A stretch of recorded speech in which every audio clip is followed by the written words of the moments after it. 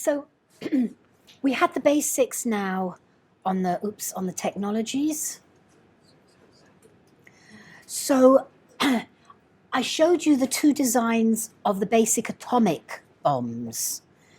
And then we have the thermonuclear weapon, which used to be called the hydrogen bomb. Now, this is it's a slightly different technology in that they have what they call a primary trigger that then that is the first to explode and is actually a small nuclear bomb. It's a small, plutonium bomb. This one is based on the US W87. This diagram actually comes from IPFM, from one of their reports. So this is the US Trident warhead, and the UK Trident warhead is very similar. But the basics for the thermonuclear is that there is a small but powerful fission explosion that is done by the compression of the plutonium that then triggers very, very fast a secondary massive explosion that is actually based on highly enriched uranium. But it could be based on plutonium too, but this is this design. And it's called a boosted.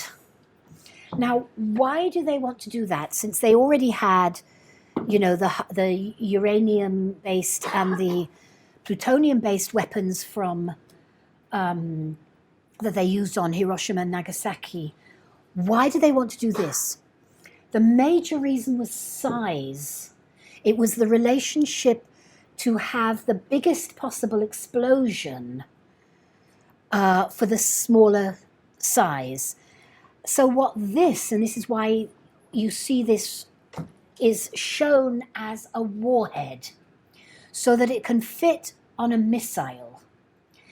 Because the Hiroshima and Nagasaki bombs were dropped by aeroplane, and the Nagasaki bomb was big and heavy, and their explosions were actually quite small. So it was only when in the 1950s the thermonuclear weapons were designed and developed, and again the US took the lead. As the Soviet Union was doing its attempts to catch up, the first US test was, as I mentioned, July of 1945, and that actually was a plutonium bomb. So then they tried out the test of the uranium bomb. No, it was a uranium bomb. They tried out the test then on a further test, but with human beings. I tend to think of the Hiroshima and Nagasaki bombs as being both signaling military intent in terms of the beginning of the reviving of US-Soviet rivalry that turned into the Cold War, but also as forms of nuclear tests. Because the one they did in July, they did in the in the New Mexico desert. The Trinity test was New Mexico, in the middle of nowhere.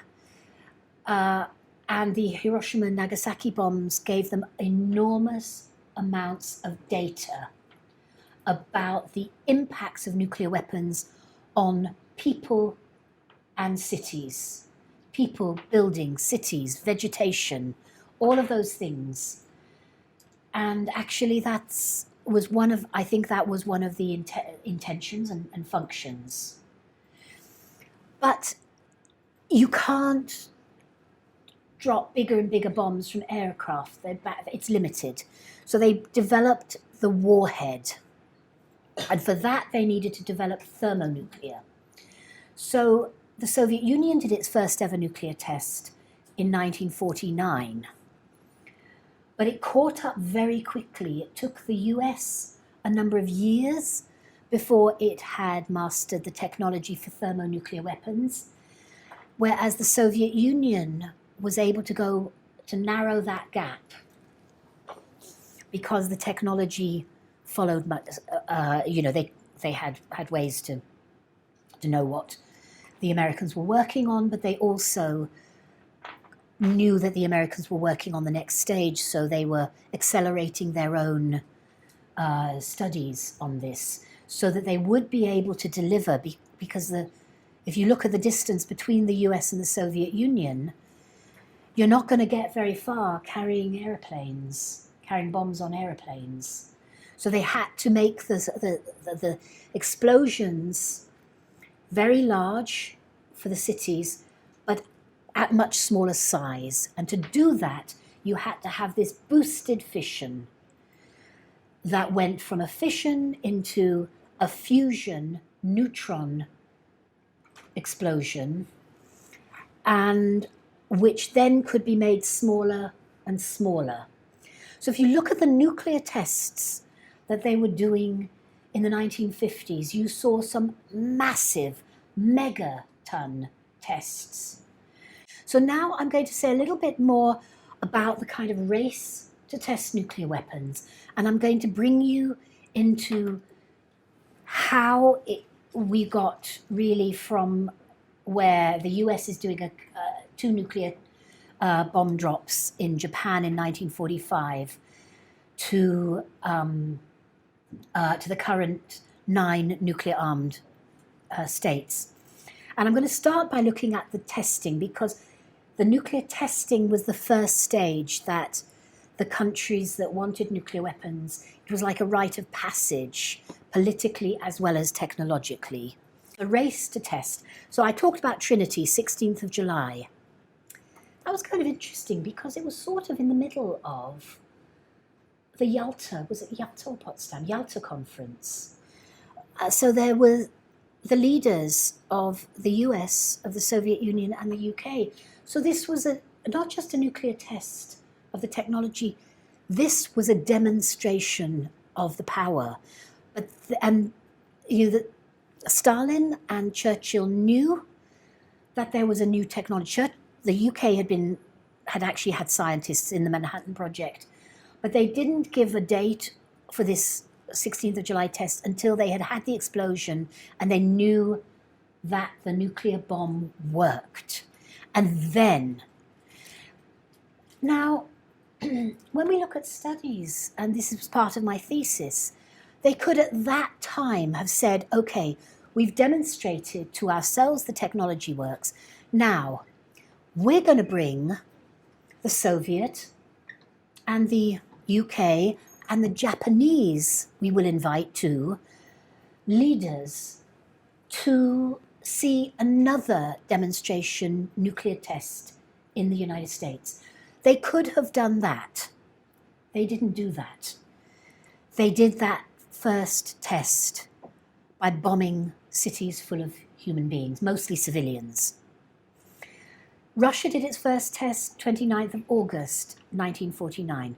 Now, since the first US test, the US actually conducted over 1,000 nuclear bomb tests altogether. Of those, 217 were in the atmosphere, or the high upper atmosphere, bordering on space. In fact, they did a couple of tests up there, and underwater. So they did all of those kinds of tests. Russia, altogether, by the time the Comprehensive Test Ban Treaty ended nuclear testing, and again, you don't have to take these notes, all of this is available to you on PowerPoint, so I'm just telling you the stories really now. And of Russia's, or Soviet Union's 715, and the 2 main test sites, well, let me go back to the US. The US, after doing its initial tests and a bit of testing in New Mexico, moved to a major military test site in the US in Nevada, but it did its atmospheric testings almost entirely in the Pacific. Again, this is why I call it nuclear colonialism. These, in some cases, they were protected so-called protected territories under US protection, the Marshall Islands, you know, islands and atolls like Eniwetok and Bikini Atoll, which they completely vaporized in 1954 with an absolutely massive bomb that was much, much bigger in reality when it exploded than the designers expected. And that happened to quite a lot. So you had nuclear colonialism in the Pacific, first from the United States. Russia did most of its nuclear testing in Kazakhstan at the Semipalatinsk test site. Again, I call this nuclear colonialism because Kazakhstan was a junior member, if you like, of the Soviet Union. Russia didn't test in Russia. It tested in Kazakhstan, and then it tested on an area, on islands called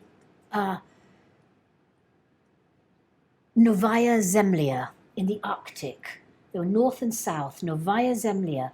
This was the traditional, and by and large the only people before the testing programs who lived there were the Nenets people, a minority people closely associated with the Lap people, or the Sami people, the people who, nomadic peoples of the north, the Inuit, the nomadic peoples that go right across, that went across the Bering Straits, settled Alaska and parts of Canada.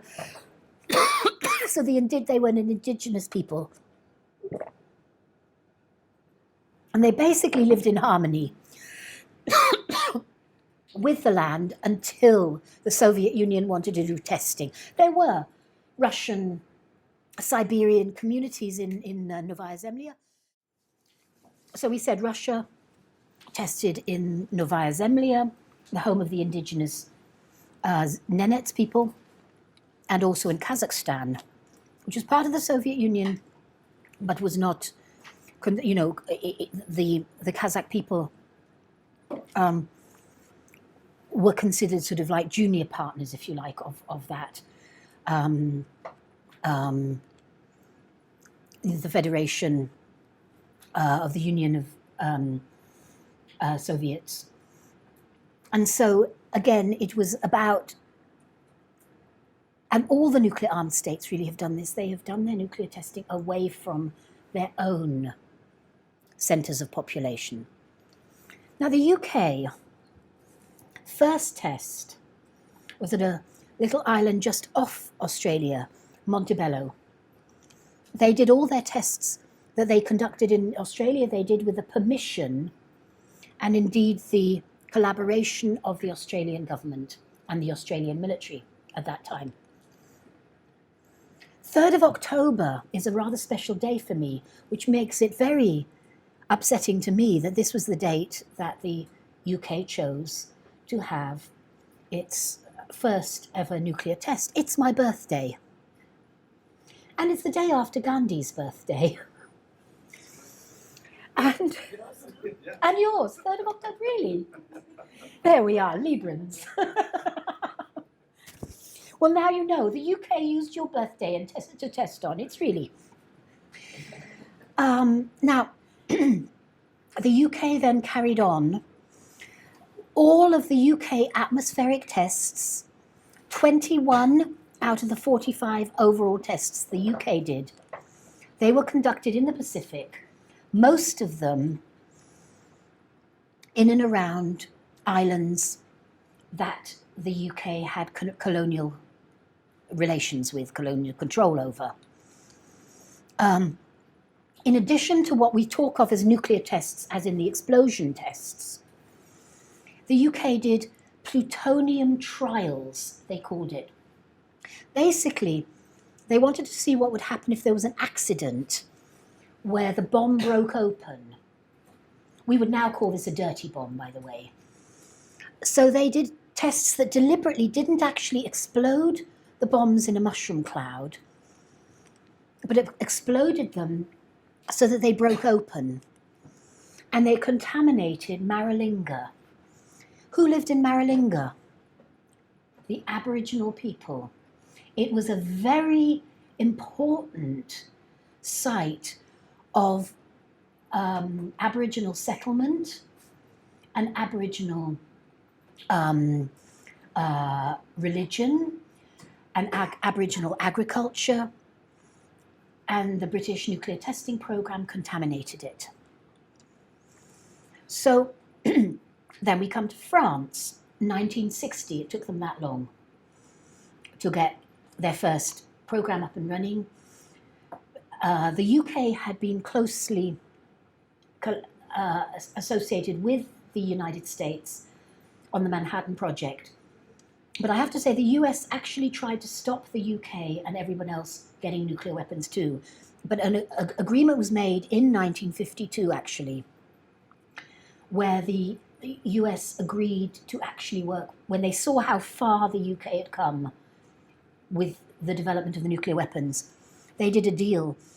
And it again, it's a deal that had repercussions later, because basically the UK offered the US asked to have a lot of military bases in the United Kingdom, in the British Isles, and that they could put a number of nuclear weapons in quite a few of those bases. And this was agreed in 1952 in return for the US lifting its embargo on the UK developing nuclear weapons. And in 1958, the US and UK signed a nuclear cooperation agreement with each other that carried on nuclear collaboration until the present. It is renewed every few years, and it's carried on being renewed. France had to do most of its development by itself because the US blockaded France from embargoed France from getting this information. So they basically developed their own, which is one of the reasons why France had to have 210 nuclear tests altogether, of which 50 were atmospheric. Now, where did France do their nuclear testing? Any idea? Where do you think France did their nuclear testing? 2 places in the world. North Africa, Algeria, that's right. And where was the other place? In the Pacific. In 2 areas of the Pacific, the coral atolls called Moruroa and Fangataufa, that were part of Tahiti Polynesia, French Polynesia. Some distance away from Tahiti, from settlements, but there were a lot of problems that nevertheless affected particularly the fishing. There was contamination, and we can again talk about that later. Then we come to China. China's first nuclear test was the 16th of October, 1964. They have done exactly the same number of nuclear tests as the UK. They started later, and they stopped only a little bit later. China stopped its nuclear testing when the Comprehensive Test Ban Treaty was signed. When they signed the Comprehensive Test Ban Treaty, they stopped nuclear testing, but not until then. And of those, 23 of them atmospheric. Now, where's the main Chinese nuclear test site? The name of the place is called Lop Nor, or Lop Nur. I probably pronounce it wrongly, but that's the area where the Chinese do their nuclear testing. Where is it? Xinjiang province. Yes, exactly. Okay, and this is a territory where traditionally the Uyghur people, I don't know how it's correctly pronounced, I've heard both, also considered as their home for, millennia, centuries. So again, it's a long way away from Beijing. Like all of this testing, a long way away from where the political decision-making and the military decision-making about nuclear weapons is made. India, now we consider has done 6 nuclear tests. This nuclear test that happened, why does this keep moving? It's very annoying. It's because I've taken the slide from a previous presentation I did. 18th of May, 1974. We now count this as the first Indian nuclear test. India did a nuclear explosion then, and they called it Smiling Buddha, and they said it was for peaceful purposes. And so there was always this ambiguity. And then in May of 1998, India conducted another 5 nuclear tests within about 2 days, all underground. So Smiling Buddha was above ground, the others were underground. Now, we have this thing called an unconfirmed event, 1979, by Israel. Officially, Israel refuses to confirm that they have any nuclear weapon program or indeed any nuclear weapons. And it's called an opaque program. They certainly are far too small a country to have been able to do a nuclear weapons test anywhere in their country. But there was a strange event that was picked up by satellites and seismic sensors in 1979 in the South Atlantic. And it was thought to be a South African test because South Africa at that time was developing, and indeed we now know did develop and make up to 6 nuclear weapons. They got rid of them from 1989 to 1991 as apartheid was ended and as Nelson Mandela and the African National Congress, Nelson Mandela was released and the African National Congress was finally established in government, and then they took a decision in 1992, the government, the ANC government took the decision to join the, I think the decision was taken before the ANC government came into power, but it was taken as during that handover that finally ended that apartheid in South Africa. So this event, I still don't know the full thing because South Africa says it was not them, but they know who it was. Now, we do know from the studies and the research and the literatures that there was very close connection between South Africa and Israel on all aspects of nuclear exchange, and Israel got uranium from the South African uranium mines. So we know that. But so what this flash, as it was called, so it was an above ground, it was an above water, because there was a flash that was detected. But we don't know, so I put a question mark for that. Then Pakistan, their first nuclear test was the 28th of May, 1998. So they conducted their first nuclear tests, and they did 6 of them. Directly after, India conducted the 5 May 1998 tests. It was seen as a tit for tat and a retaliation, but it shocked India because actually, although India knew that Pakistan had a collaborative program, if you like, collaborative arrangements with China and had some capabilities, they really did not expect that Pakistan would be able to actually conduct 6 underground nuclear tests. Didn't matter how small or big they were, it was the politics of it, to conduct those underground nuclear tests in Pokhran was where they, and again, a bit of a distance away from Islamabad. So, and then finally we come to North Korea. And the first North Korean nuclear test at Pungri, I think I'm not pronouncing that correctly, but their nuclear test site was the 9th of October 2006. And altogether, as far as we know, they've conducted 3. And so that brings us up to the total in the world of 2,062. Now, the India, Pakistani, and North Korea nuclear tests are significant also because they were conducted after the UN General Assembly had adopted the Comprehensive Test Ban Treaty, which was negotiated in Geneva. And indeed, all of these countries participated in those negotiations. Israel,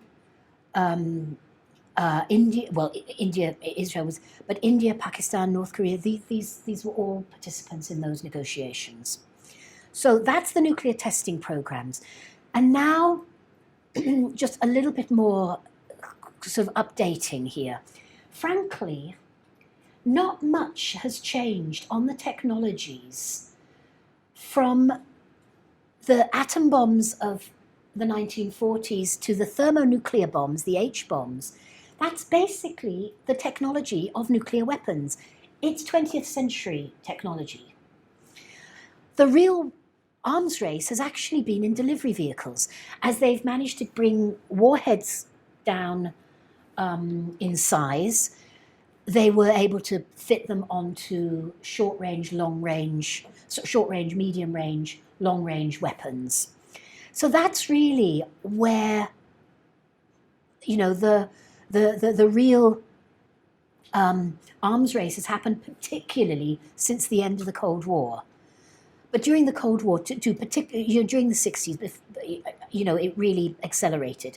So there were then the weapons were divided into what was called strategic.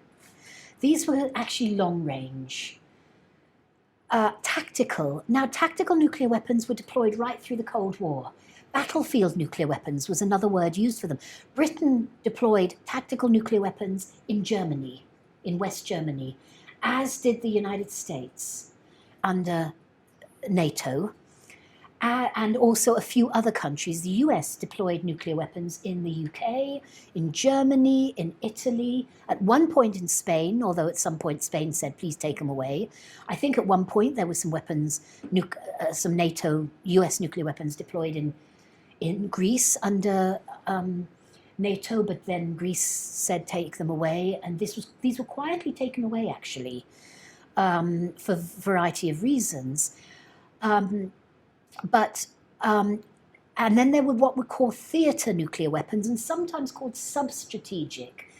And these words, again, later when we talk in more detail, we can actually maybe unpick these words a little bit, because they don't exactly mean just short, medium, and long range. They're a little bit more than that, but they almost equate with that. But there are political meanings to the words strategic and tactical that I think are quite misleading, actually. Now, the peak arsenals of all the nuclear armed states, but at that time we really classified only 7 nuclear armed states. There were 5 nuclear armed states recognized under the NPT, the Non-Proliferation Treaty, which I will come to. And then there were 3 others, and I will ask you about that. But at that point, so there were the 5 nuclear weapon states that had the vast majority of them, but there actually were 3 others. There was South Africa, question mark on Israel, but we think they actually had an arsenal, and we know that now that South Africa had an arsenal of at least 6 by 1987, and we think India by that time was developing, but that was it. And the tonnage of all of these weapons was about 15,000 megatons, so about 70,000 actual weapons. Not all were deployed even then, and then that with the combined explosive power, about 15,000 million tons, equivalent to TNT explosives. When we talk about nuclear weapons, we usually measure them as kilotons. which is 1,000 tons of the equivalent explosive power of a ton of TNT. That's how they're looked at. Now, today, current arsenals we think of as it's about 13,600. There's 9 nuclear armed states. We're clear about that now. And there's less than 14,000 nuclear weapons and less than 2 megatons of explosive power. So it's going down. Nearly all of those substantive reductions, they started with the INF Treaty in 1987, and they accelerated when the Cold War ended. And the vast majority of that were US and Russian. The UK withdrew all of its tactical weapons completely altogether. So that also contributed to what was withdrawn. That was unilateral nuclear disarmament. It was never done by treaty, it was just done. Now, when we look at the countries that have nuclear weapons, the countries that have nuclear weapons are the ones in the dark red. And so that describes US, Russia, UK. I'm doing this in order of when they did the nuclear test, not alphabetical or anything to do with size of arsenal. Then France, China, Israel, India, Pakistan, North Korea. Current. We also add in this rather mustard-coloured, nations that host actual nuclear weapons on their territory. And there's 5 of them. And that's Belgium, Germany, Italy, Netherlands, Turkey. Of course, we assume that the 9 nuclear armed states have nuclear weapons on their territory. These are in addition, because all of these 5, and indeed the additional ones in yellow, are the nations that are part of nuclear alliances of some kind. And there's some discussion about the nature of the nuclear alliances, but basically we're looking at these countries. So that's the current situation. Now, current nuclear forces, the most recent evaluation are 13,800. CIPRI. This is a very useful resource, and I've listed it in the resources list. CIPRI is based in Stockholm, is Swedish institute, International Peace Research Institute, brings out a yearbook. A lot of universities take the yearbook in hardcover, but also they have the yearbook available. Ordinary people can buy, institutes can buy, and a summary of that is available, in fact, online. Now we're just going to go back a little bit more detail on what nuclear weapons do. So that Hiroshima bomb, 6th of August, it was only about what we call 13 to 15 kilotons. So between 13 and 15,000 tons. That's all. By today's weapon standards. Oh, come on, stay there. Excuse me. And it was a gun type, and it was uranium. And yet it caused immediate 118,661 deaths that they actually were able to log, to data. Probably many more that were not, because there were Korean populations, forced labor in Hiroshima and Nagasaki at that time. There were some American and Canadian prisoners of war. It's not really completely known exactly who. And then injuries were 78,000. And by the end of 1940, the deaths had actually gone up to 140,000. And actually, by 1950, the deaths had gone up to, they estimate, and again, it's not exact, but over 200,000, so more than double the immediate deaths, were deaths over the next 5 years, chiefly because death from the injuries, death from radiation sickness, and actually, although I don't think that's counted in the statistics, death from suicide resulting from the inability to cope with the injuries and the loss of whole families, children, etc. And this is what Hiroshima looked like after that small bomb. I call it a small bomb, after Little Boy. It was virtually flattened apart from a few concrete buildings. Then 3 days later, we have to think why. 3 days later, they dropped the second bomb, and they dropped this bomb on Nagasaki. And one of the reasons, as I said before, was they actually wanted to test a plutonium bomb to see if that would definitely work. And Nagasaki was a plutonium bomb.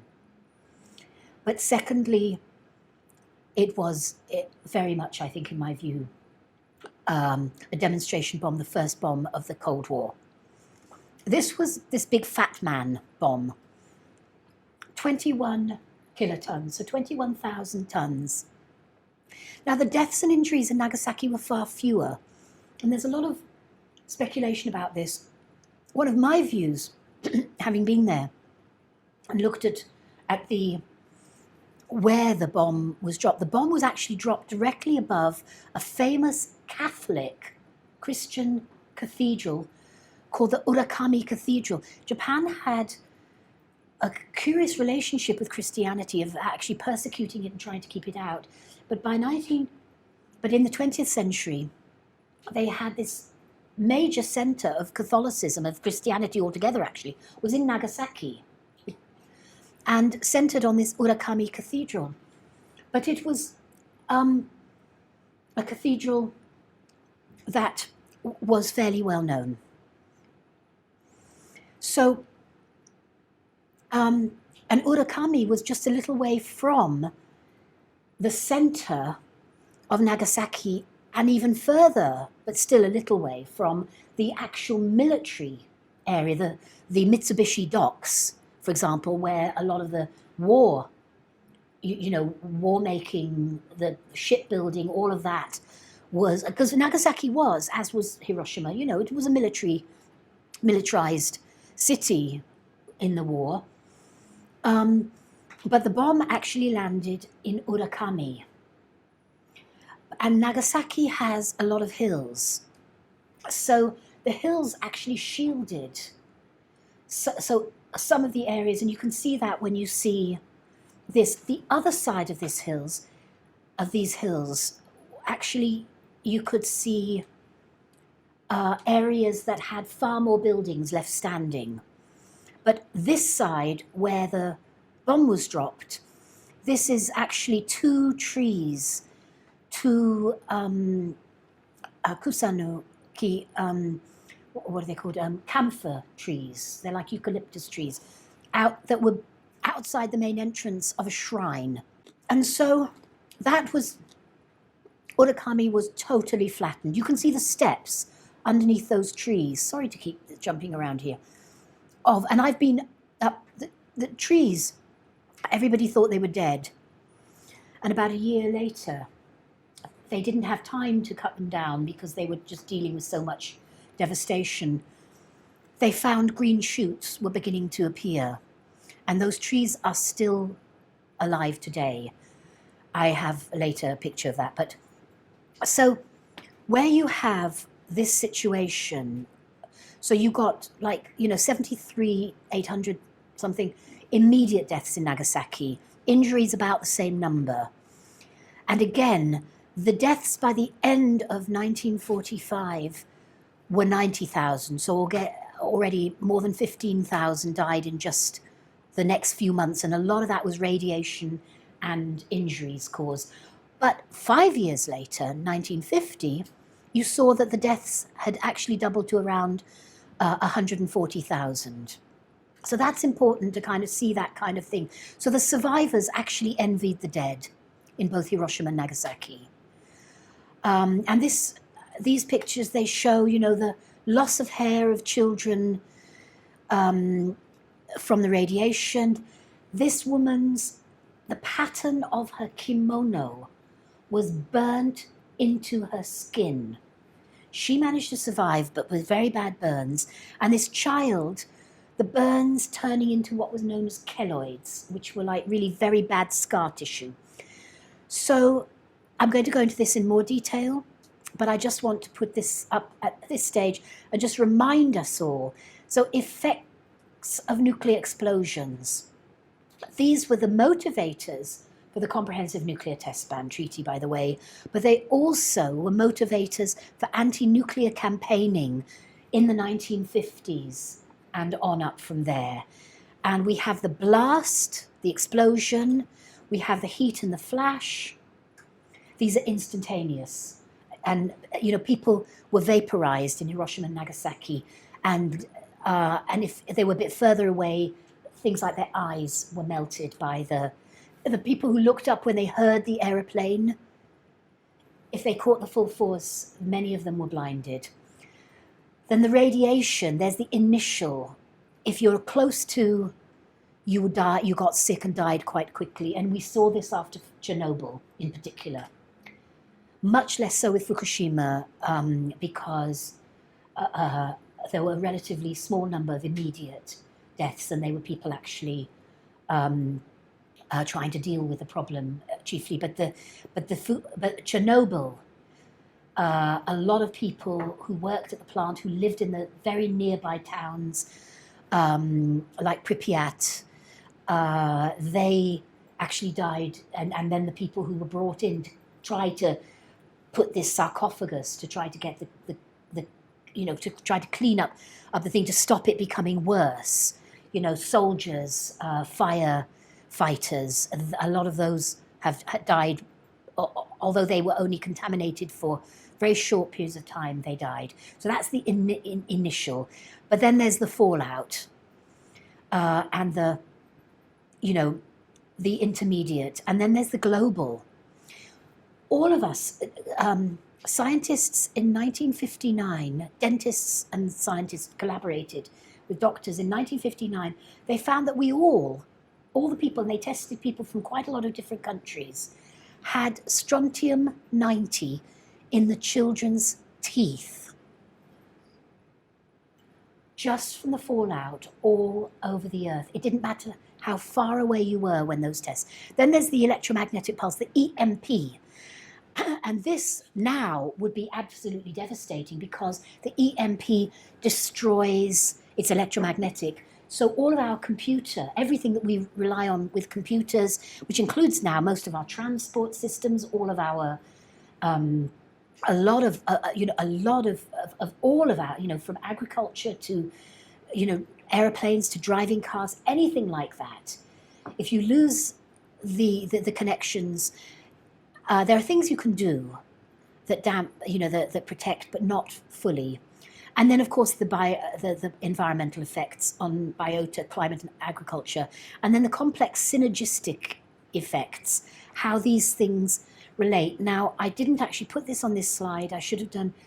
I have this data, and in fact, I think this slide comes courtesy of the International Physicians for the Prevention of Nuclear War, IPPNW, who were early collaborators with me on founding ICANN.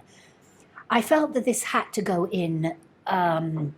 This is my generation. I actually lived in the United States until the end of 1962. And I remembered, maybe it was end of 1961 or 1962. I remember being at school in Cleveland, Ohio, with these exercises called duck and cover. I thought they were great fun. I thought they were wonderful. They were so exciting. I had no idea what they meant. But I just thought, oh, well, Americans do really weird things, you know, because I'd been raised in America, but in a religious community that didn't do this. But in Cleveland, I went to an ordinary school and learned about duck and cover and learned about quite a lot of things, actually. But if you can't read that, it says, "So what do you want to be when you grow up?" says the man, and the kid says, "Alive, if it's not too much trouble." That's how we felt growing up once we knew about these things. And I only really learned, Cuban Missile Crisis for me was the first time I understood, and even then I didn't understand. It was just that all the adults around me were like really anxious, really anxious. And that was a shock, a worldwide shock, October 1962. And it led very quickly, first to the partial test ban treaty that banned nuclear weapons testing in the atmospheric, underwater, and indeed outer space, and then to the 1968 Non-Proliferation Treaty, which I do talk about a lot more tomorrow. And so we had partial prohibitions. And then the history that I'm going to be talking about over these next 6 lectures is actually how we went from the partial prohibitions, either the regional prohibition of nuclear-free zones, to the partial prohibitions of things like the PTBT, the Partial Test Ban Treaty, and the Non-Proliferation Treaty, which is a partial non-proliferation treaty, and so on, to much more comprehensive bans. And there were setbacks and there were successes, and I'm going to talk a lot more about that. So I just list these: 63, the PTBT; 68, the NPT; 1996, we get the comprehensive, the CTBT, not the PTBT, and it builds on the PTBT. And in 2017, the Treaty on the Prohibition of Nuclear Weapons. So now I'm going to give a very brief run through politically of some of the treaties, which again, I go into much more detail tomorrow. So we had the NPT actually came from an Irish initiative, but it finally was negotiated.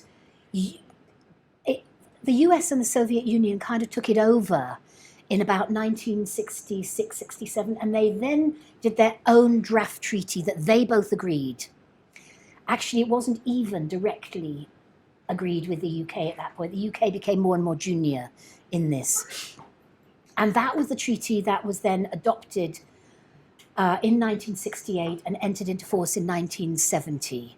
But just to say that that treaty contained non-proliferation obligations.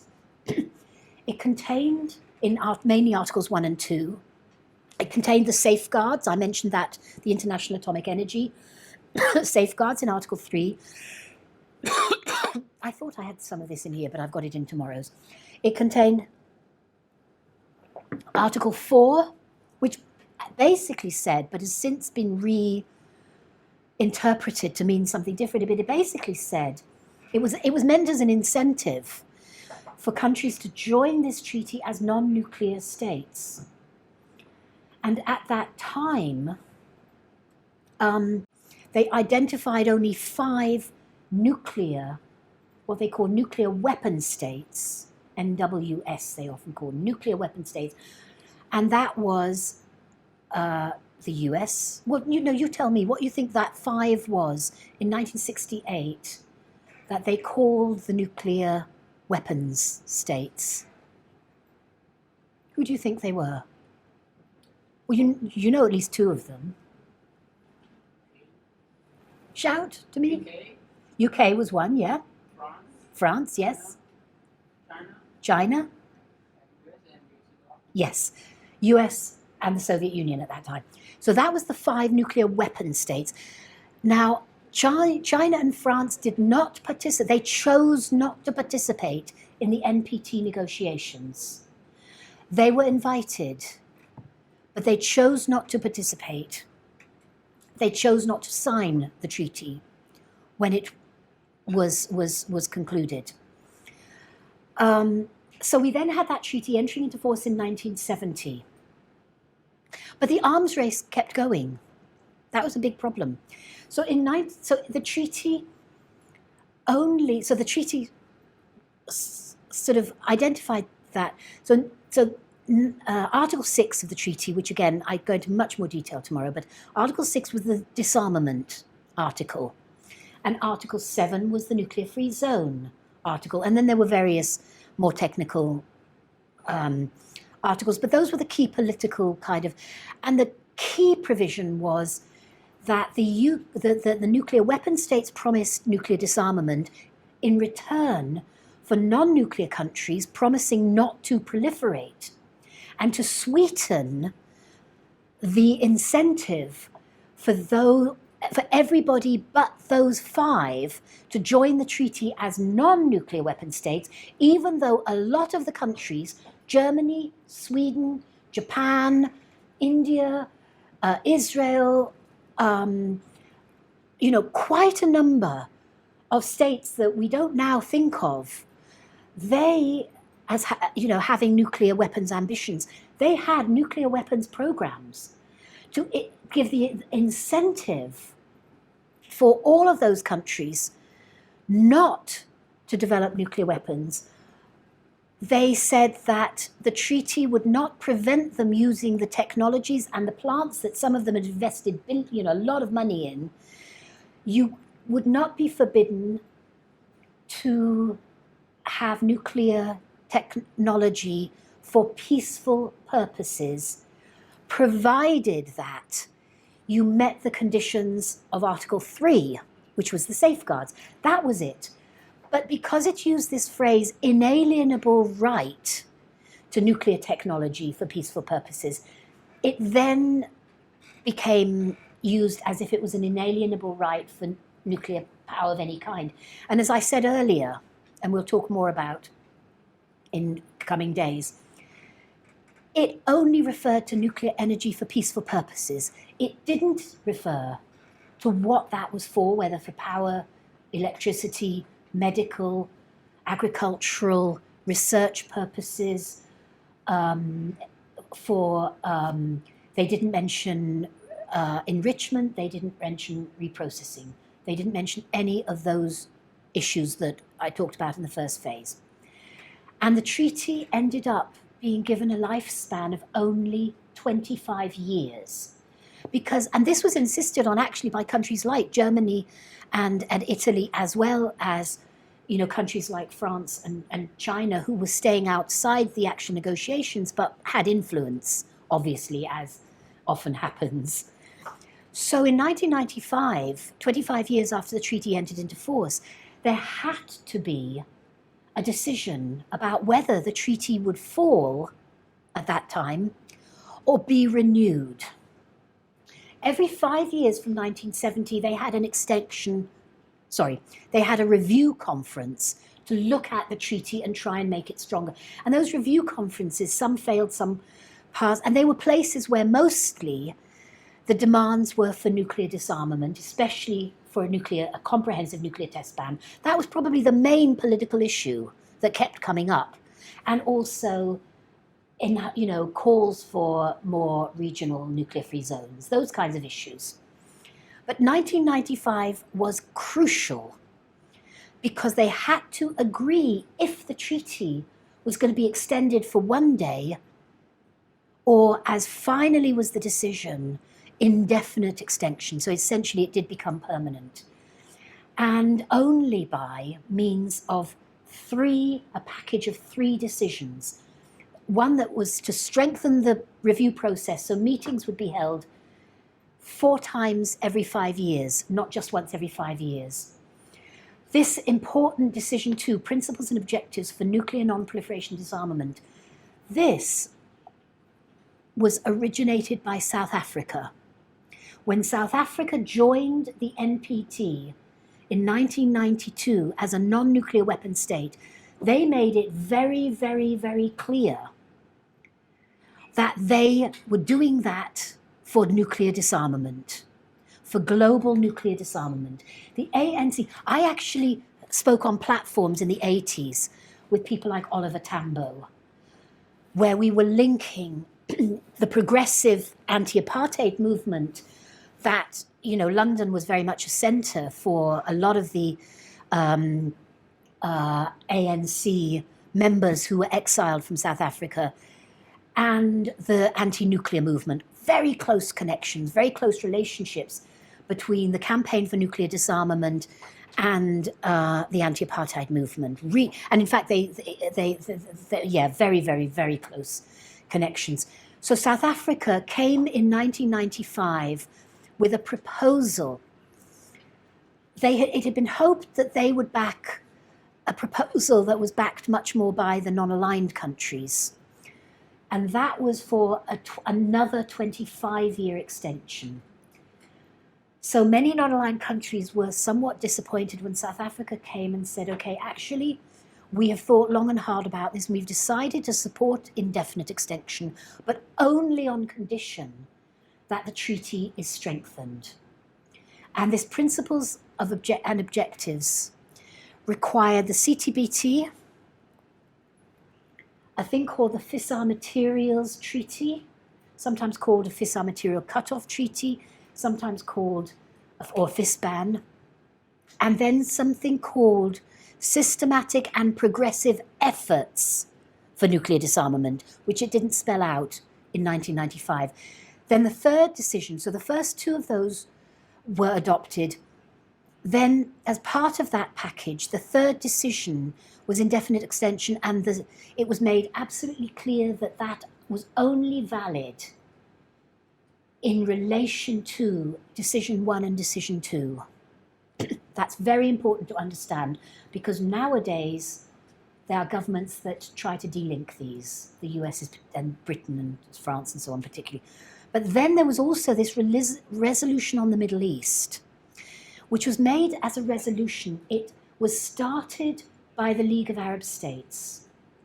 And what it was calling for essentially was the denuclearization of Israel, which was the only country in the Middle East that was believed to have nuclear weapons at that time. And frankly, there's a lot of evidence that, and they did not want to support indefinite extension as long as Israel had nuclear weapons, because Israel was outside the NPT completely. So there was this resolution, and again, you can find that on the web very easily. You can find all of these documents.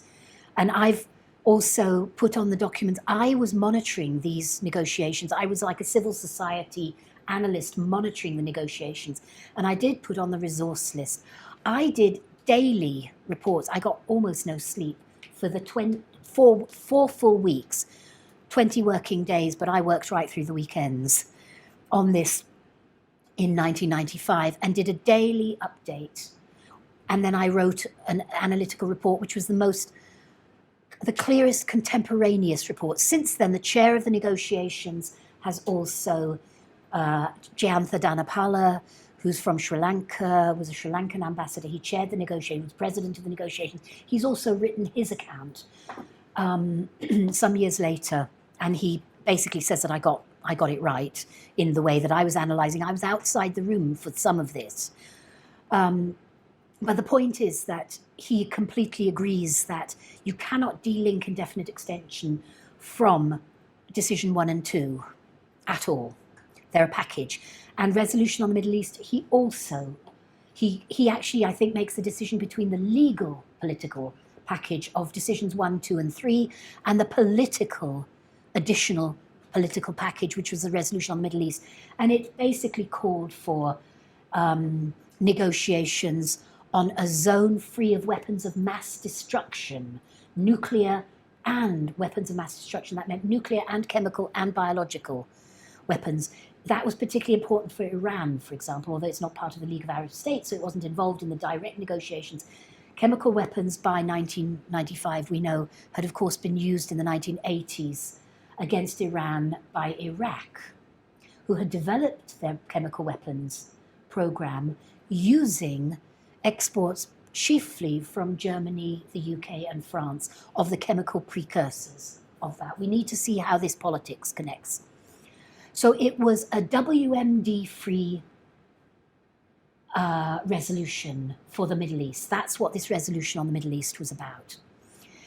So then after that 1995 extension,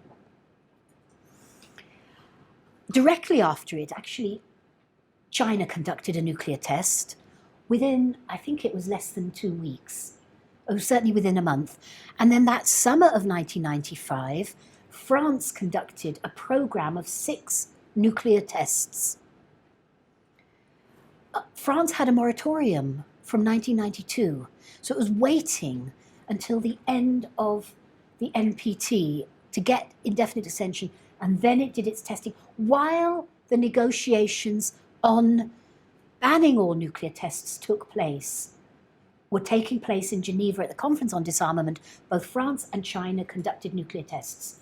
The UK wanted to, but could not, because the US and Russia had moratoria, political moratorias agreed by their governments at that time. And the UK's only test site was Nevada by that time, their underground tests. So the UK had to stop when the UK had to stop when the US signed the moratorium on the 2nd of October, 1992.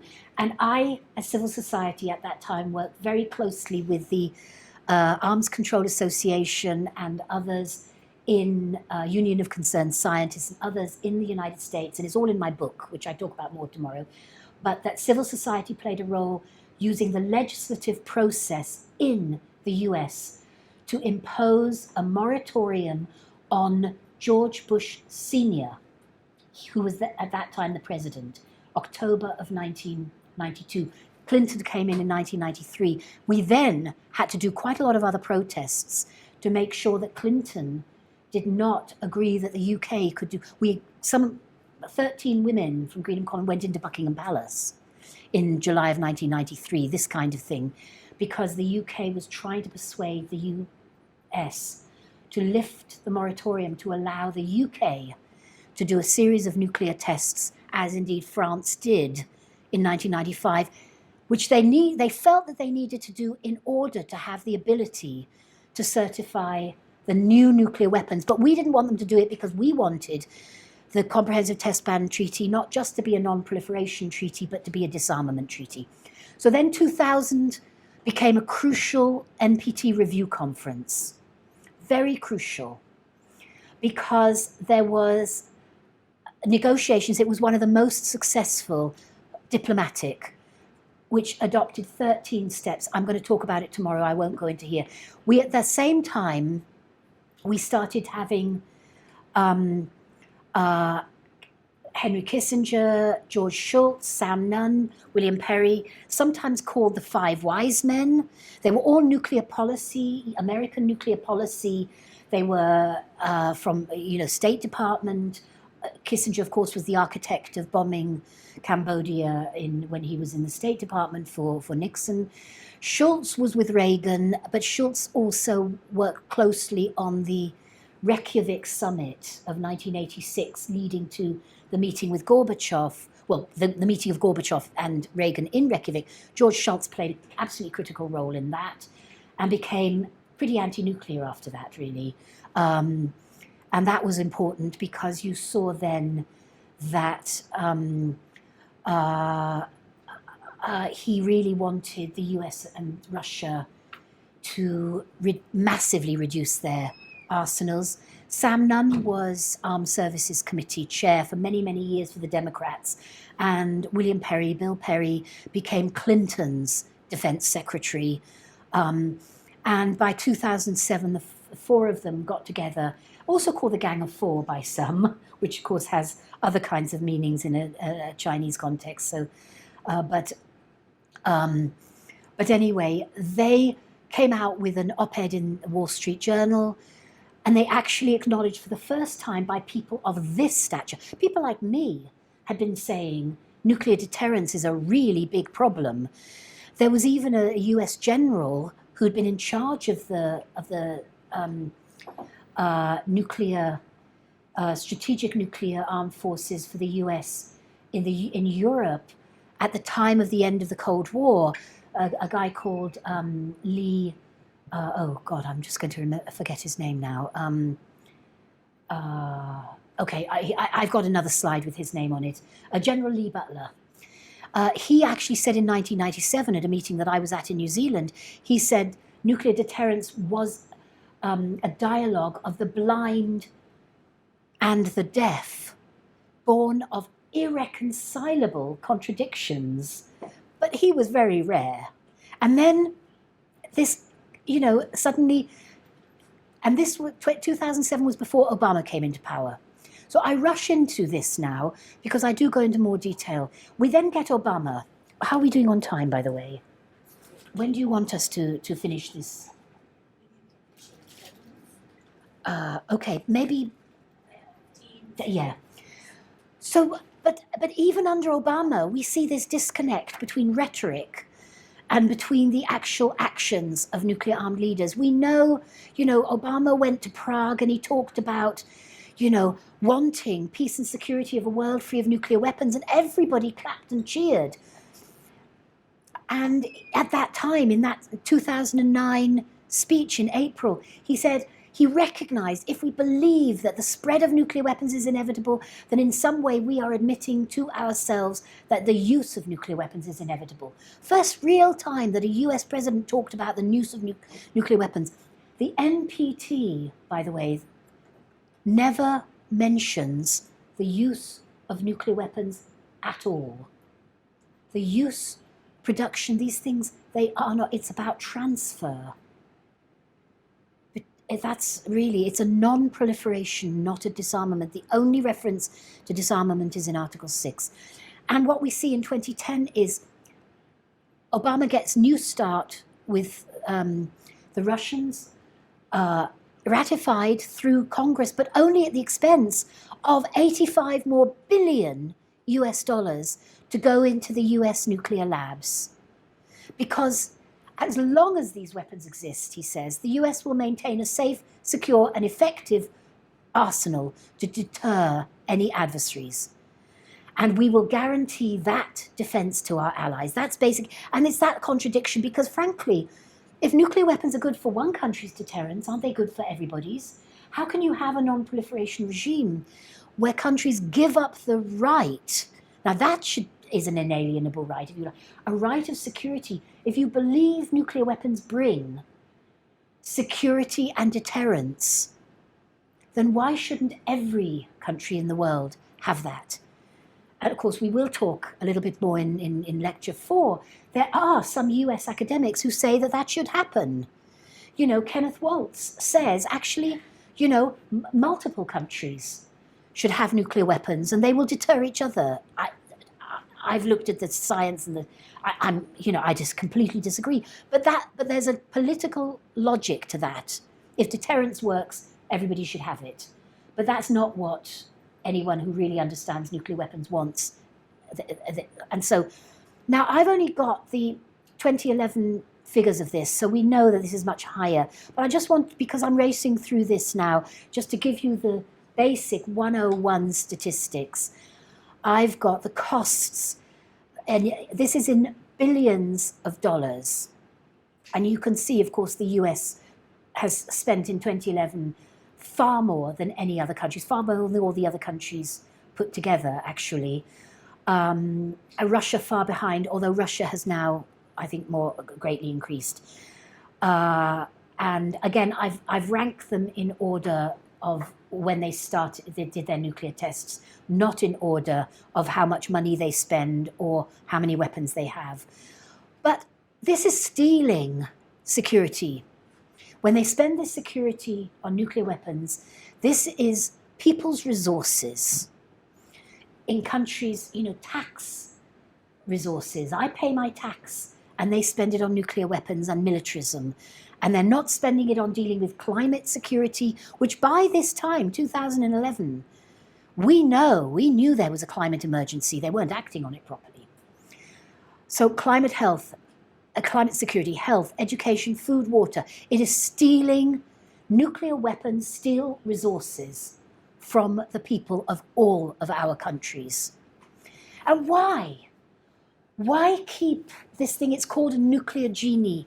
In English, we are told, well, the genie has come out of the bottle. Do you know this myth from Arabia, that the genie comes out of the bottle and you can't stuff the genie back? And the genie gives you some wishes, but you never get what you actually are wishing for. There's always a twist in the tale. And this is the case with nuclear weapons, of course, too, because your genie comes out of the bottle and you ask for deterrence. And what do you get? Highly expensive forms of a nuclear sword of Damocles over the heads of your people and the theft of resources. But it was still, they would still say, well, you can't put the genie back in the bottle. And so I was a senior advisor to Dr. Hans Blix during the report of the Weapons of Mass Destruction Commission, which met all over the world. Governments and civil society, think tanks, right across the world, from 2004 to 2006. And the report was published of this commission. I think there were 13 government or civil society representatives on the commission. And there were 2 of us who were senior advisors and helped to basically write the report. And the report was called Weapons of Terror. And it contains this in reply to those who kept saying that you can't put the genie back in the bottle. Weapons of mass destruction cannot be uninvented, but they can be outlawed, as biological and chemical weapons have been, and their use made unthinkable. Biological weapons were outlawed through a multilateral treaty banning biological and toxin weapons called the BTWC, sometimes just called the BWC, in 1972. Again, it was a Cold War treaty, and it was led by the US and the Soviet Union at that time, but they brought other states into it. And then chemical weapons was the first multilateral treaty that was actually negotiated in the UN's Conference of Disarmament. It's called the UN Conference on Disarmament. It's actually not a body of the UN, but it takes place always under in the Palais des Nations in Geneva, called the Conference on Disarmament, or the CD. And the Chemical Weapons Treaty, there had been negotiations going on for nearly 20 years, but it finally accelerated from 1991, when the Cold War began to end. And then you got changes in the relationship between the US and Russia that allowed the negotiations to accelerate. And the treaty was concluded in 1993, and it entered into force in 1997. So Hans Blix was the former chief of the International Atomic Energy Agency for about 16 years, actually, so a big chunk of time. But he then was made head of UNMOVIC, the second UN Special Commission on Iraq. During that period, when a second US president, George Bush Jr., wanted to follow on from his father's Gulf War in 1991, and he made this whole thing about WMD to invade Iraq. And he identified this in his State of the Union speech in 2004. He talked about the axis of evil and identified, in 2002, his State of the Union speech, axis of evil, and identified Iraq, Iran, and North Korea. And at that time that he made that speech, he was doing the military build-up for the war on Iraq. And we have to also recognize this when we think about what North Korea subsequently did, and also Iran's nuclear program. We have to recognize, if you were the leader of a country, or frankly, if you're people in a country, the first business of government, of any leader, is to keep their people secure. So if you are the leader of those 3 countries, and you are defined by a US president as an axis of evil, these 3 countries were not connected to each other. In fact, they were right. I mean, you think Iraq and Iran, they were not connected either to any terrorist force that had caused 9/11, 2001. They had none of these three countries had a connection with Al-Qaeda in this kind of a way. Yet they were made responsible somehow by this speech in 2002 that talked about the axis of evil. And then Hans Blix was part of the UN's efforts to try to counteract the huge kind of PR, the mobilization of arguments and really false narratives. As we know, the UK was very involved in this with their report on WMD in 2003, which was again part of the creating the push for war, the justification. Sorry, that was, I think, autumn of 2002, the UK came out with a report that was basically all the US evidence and not, the people who wrote the report, everybody knew this was not right. And Hans Blix was the person at the UN trying to investigate what chemical, biological, or nuclear weapons Iraq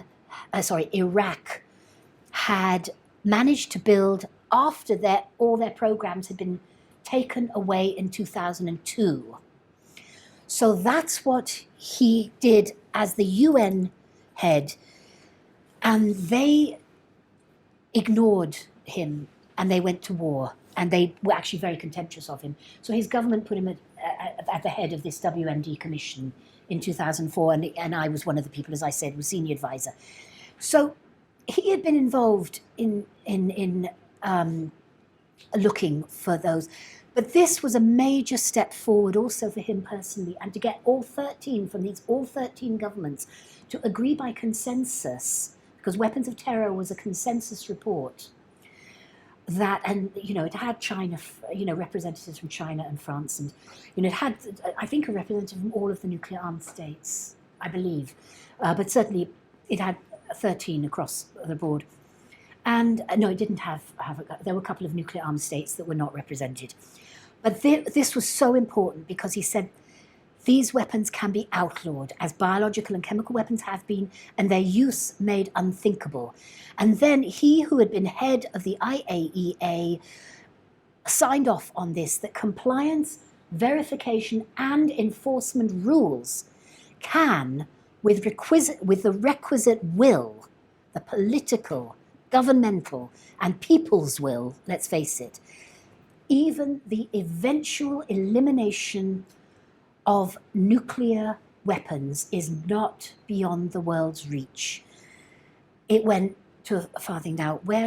So I think I'll end for that. So it was this period of time that people like me began to say, we have to go back to the learning process that we were in the 1950s, when the nuclear testing was seen as a people's problem as well as a government's problem, and the effects as being inhumane.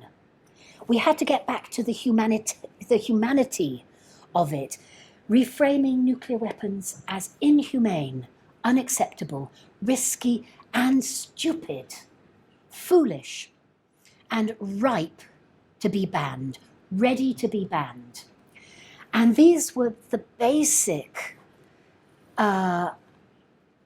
key elements that we decided we needed to convince the people around the world and the governments around the world.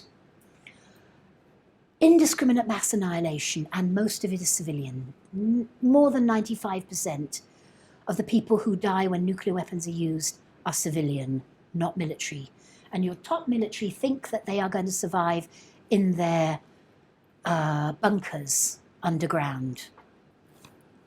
I think we can all question whether they actually are going to be that survivable, but that's what they think.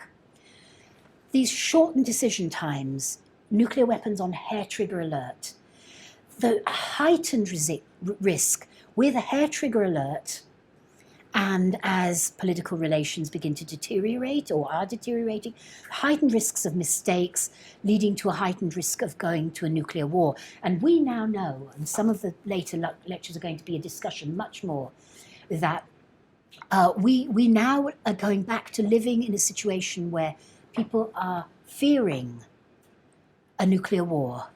Maybe they think it'll be limited, maybe they think it'll be regional. But what we wanted to show was that it can never be limited or just regional, even if that's the direct exchange of nuclear weapons is within a particular region, whether it's, wherever that region might be. And then, so the lives incinerated, because cities will be targets. When you hear this rhetoric between India and Pakistan, and you hear increasingly this rhetoric, the UK is going back to the old Cold War targeting of Russia. This cities are much, much bigger in 2019 than they were in 1945. So millions of people will die immediately in the cities that are targeted. But there's been massive environmental damage. And then radiation will carry on as a silent killer, torturing people, the desperate pain and horror of dying of radiation. I mean, we know this now particularly from Chernobyl more recently, and obviously the nuclear tests, and then the environmental catastrophe and nuclear winter. You don't need the all-out nuclear war and nuclear winter. We've looked at the nuclear winter studies from the US and Russian scientists. They convinced both Reagan and Gorbachev. But we've now got, with the new climate data, and the differences when we look at the nuclear in cities being targeted, if less than half of the nuclear weapons currently in the Indian Pakistani arsenals, and as far as we know, that they are bigger than 15 kilo, they're bigger than the Hiroshima bombs. We don't know all the details about them, but we know that they're bigger. But if we even are very conservative in our estimates and say half of those arsenals, if they were only the size of the Hiroshima bomb, 15 kilotons, that would unleashed at each other's cities, that would be sufficient to cause not a regional or limited nuclear winter, but a global nuclear winter. And I'll go into the details of that. Climate disruption, starvation. And of course, starvation, any disruption of agriculture, it hits the most vulnerable people first. It hits the people who are already vulnerable to any agricultural changes. People of Africa, for example, which is a completely nuclear weapon-free continent. They did all the right things. People of Asia, in various parts of Asia. And the studies have gone into looking at wheat growing and rice growing. We've got those studies. They've shown there would be global, and frankly, all over the north and the west. So the global south would suffer directly, even though the whole of the southern nuclear hemisphere now is covered by nuclear weapon-free zones, and a number of areas of the northern hemisphere. But starvation would hit everybody, whoever they are. But the most vulnerable would start dying first. And the countries that send food aid would not be sending any food aid because they would have to be trying to feed their own people, and they wouldn't. There'd be starvation in Britain. There'd be starvation in China. There'd be starvation in the United States and Russia, in France. There'd be starvation all over the world. And it was this that led to ICAN being established, the International Campaign to Abolish Nuclear Weapons, first in Australia, and then I developed the strategy for the Nuclear Ban Treaty and brought ICAN and established it in Geneva with the strategy, the diplomatic strategy. And ICAN, by the time that we got the treaty on the prohibition of nuclear weapons in 2017, ICAN had over 500 NGOs from all around the world in over 100 countries. And this is just, I think I chose this photo because it was actually taken at a meeting of ICANN in Asia. Protests all around the world. So I am going to stop there, and therefore this other side of things.